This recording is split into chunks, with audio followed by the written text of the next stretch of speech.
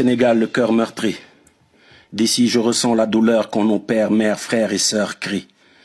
Nos jeunes meurent en toute impunité. Apprentis comploteurs, n'avez-vous pas un sentiment de culpabilité? C'est le cœur lourd que je clame haut. Au Sénégal, on tue sa jeunesse. On la malmène, on la maltraite, on fait entrave à sa vieillesse. Les forces de l'ordre accompagnées de civils armés tirent sur la foule, utilisent des jeunes comme boucliers avant de faire pleuvoir les douilles. Ma plume délivre des mots qui affichent cette impunité, qui fait rage chez moi et que notre État utilise avec ingéniosité.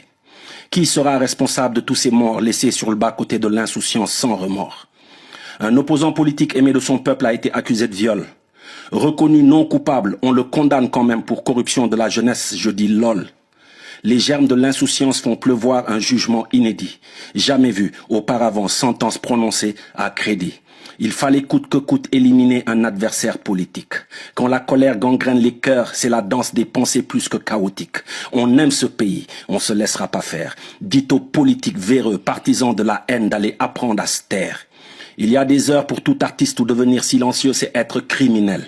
On est complice du système quand on le laisse dérouler des actes irrationnels. Se lever, écrire, faire bloc, en parler devient vital, surtout quand on voit nos mamans en chialer, c'est brutal. Je ne suis pas adepte de la violence qui anime nos jeunes, mais je la comprends. Mon bonheur à moi, c'est de savoir les fossoyeurs de la démocratie pas contents. Je suis déçu, meurtri, plus que dégoûté. Et j'ai l'impression que la quasi-totalité de nos dirigeants se sont laissés envoûter. Par les biens matériels, les privilèges et autres postes, vous partagez les biens de ce pays entre potes. Mais sachez que l'engagement qui anime les cœurs viendra à bout de cette soif de pouvoir et de cette arrogance à laquelle vous avez pris goût. Forte pensée et prière pour toutes ces âmes qui nous ont quittés, arrachées à la vie par des bourreaux, avares d'équité.